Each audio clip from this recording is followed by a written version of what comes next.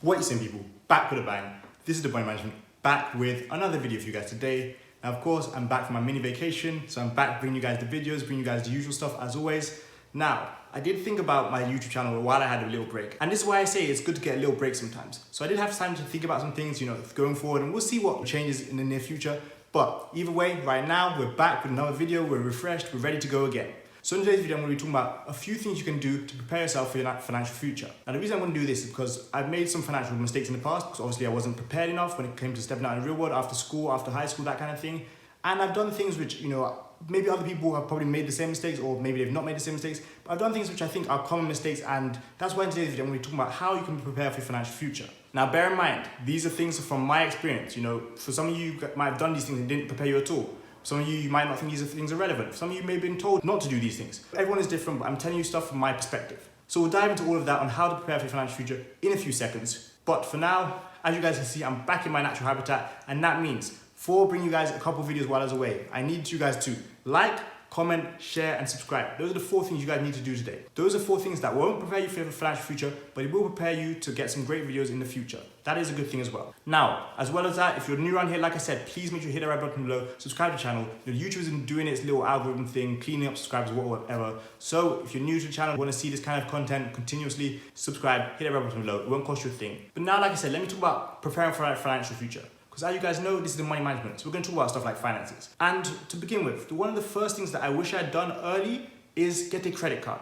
Now, this is more relevant for those of you who are in America, because credit cards are stuff that you can use to build your credit. It shows that you can spend money responsibly, so you can pay back money that you've taken. Of course, there are people who take credit cards and they just blow money. That's not what I'm telling you to do. But I'm telling you to get a credit card to build your credit. Because what happened with me is, I didn't have a credit card, and by the time I wanted to get a loan on my car, I had a ridiculous interest rate. And the funny thing is, originally I couldn't even get a car because I didn't have any credit history. Now, me being me, I was prepared to just pay whatever amount they set monthly so I can have my car. Luckily, I didn't do that. Luckily, I spent a couple months building up my credit, and then I got my interest rate, which was still high. But either way, I'm telling you guys, when you're late teens, early 20s, even further down the line, get a credit card from early. Start buying things monthly, regularly. Just pay something for your groceries, pay something off your phone bill, and then pay it back with your credit card. Don't take a credit card if you're gonna spend it responsibly. But people like me who can spend responsibly and can pay it back every single month, 20, 30, 40 bucks consistently, please do get a credit card. That is gonna be one huge step in the right direction for your financial future. Now, of course, you do not have to get a credit card. There are people out here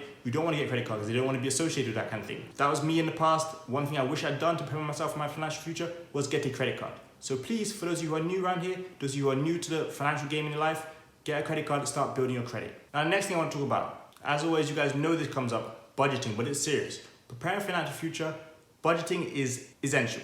Budgeting is something that's going to help you when it comes to knowing what you're good at with money, knowing what you're bad at with money, knowing where your money's leaving your pockets, knowing what money you're bringing in. When I'm talking about budgeting here, preparing your financial future, I'm actually more worried about the expenses, what's leaving your pockets here. I'm not too worried about the income because, the income will vary at different points. But what is the expenses? Are you spending responsibly? Are you losing a lot of money? Are you making $100 each and every week and spending $70 each and every week? Are you making $5,000 a month and spending $4,700 a month?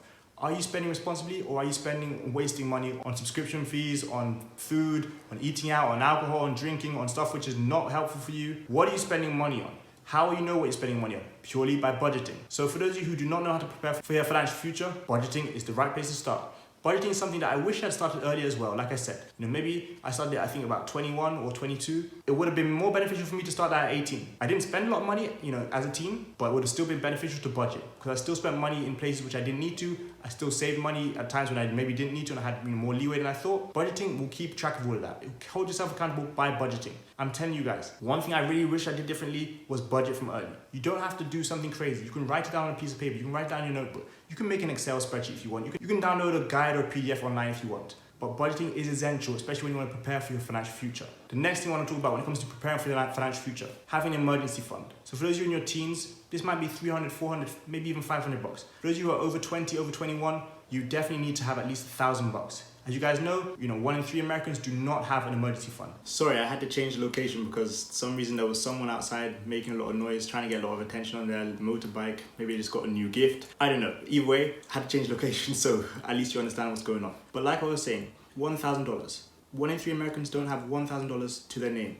So if an emergency comes up, medical bill, insurance issue, something which they need to pay for, need to cover, they do not have that $1,000 to cover it. So that's why I'm saying, build up an emergency fund. And it's not only Americans. I was one of those people who used to be in that situation. In fact, I had multiple times emergencies come up. Eventually what happened was I went into overdraft or I had to go into debt. And that's just the story of many people's lives. We have to have emergency funds. So for those of you who want to control your financial future, who want to plan better for the future, definitely get an emergency fund. I can't stress that enough. It's one of those things that, life happens. Things are going to happen to you. Bad things are going to always happen. It's just constant, it's natural. But if you're prepared for it, then you're going to be fine. If you're not prepared for it, it's going to take a lot out of your pocket. You're going to feel unhappy. It's going to affect your mood. It's going to do so many different things to you. And that's all purely because you didn't take the time to save a little bit of money up for yourself. Now earlier, I did cover getting money to build your credit. Now that also ties into your emergency fund. Because if you're someone who goes into debt, doesn't cover your emergencies, goes into overdraft, pays for things without the money they have, all of this affects your credit. This is why I say build up a good credit. If there are any situations where you have to loan out some money, you're going to be stuck. If you have good credit, things will get a little bit easier for you. If you have bad credit or no credit at all, you're not in the right situation. Trust me, it's going to hurt you. So having good credit is one of those things that goes hand in hand with having an emergency fund. And to be honest, having good credit goes hand in hand with getting a credit card and building up your credit. So like I said, make sure you do those things because they tie in together and it's going to benefit you. Now the last thing I want to cover when it comes to planning for your financial future, investing. Start small. Start with $100 in a month, start with $200 a month. You don't have to start with 5,000, 10,000. You don't have to do that, but definitely start investing. The fact that I didn't invest in my teens put me 2-3 years behind other people. The fact that some of you guys didn't invest until you're 30 put you 5-10 years behind me. I know that for a fact because I've read your comments, I've heard what you said on your channels, spoken to different people. So I know, even though I could have invested earlier, that other people out there also could have invested earlier. So what am I saying here? I'm purely saying start investing. Planning for your financial future, you need to invest. If you want to get somewhere financially eventually, well, you're going to have to start investing at one point or another. So I definitely suggest you start as early as possible. If you want to plan for your financial future, start thinking about, your little retirement. Start thinking about it just a little bit. I'm not saying plan your whole retirement, but start thinking about it. Does that mean you need to have some rental properties to bring in some cash flow while you're, eventually retired? Does that mean you have to have some businesses? Does that mean you have to have some kind of stock portfolios bringing you a lot of dividends each and every month? What will retirement eventually look like for you? Do you want to be someone who's working until they're 75? Do you want to be someone who's working until they're 40 and then retires at 40? There are many possible options. If retirement is really not an age, I'm sure you guys know that, but if you don't know that, retirement is not an age. It's about financial power. And the more you plan for your financial future, the closer you are to retirement. The more you put money towards investing, towards saving, towards emergency funds, the more you're taking control of your financial future. And that's exactly what we preach on this channel. That is why the channel has been made. Not only so you can learn from my mistakes and use those to propel you forward, but also just to learn more about your finances in general. Learn about managing your money. Learn about budgeting. Learn about creating an emergency fund for yourself. This is all about learning. Planning for your financial future will not happen unless you learn things along the way. Learning things along the way will require you to take action, but it will also require you to listen to what others have done. Learn off of others' mistakes. I'm not classing this video as my worst financial mistakes or something like that, because that could be for later date in the future. But I'm classing this video as something to help you guys prepare for your financial future, to put you ahead of where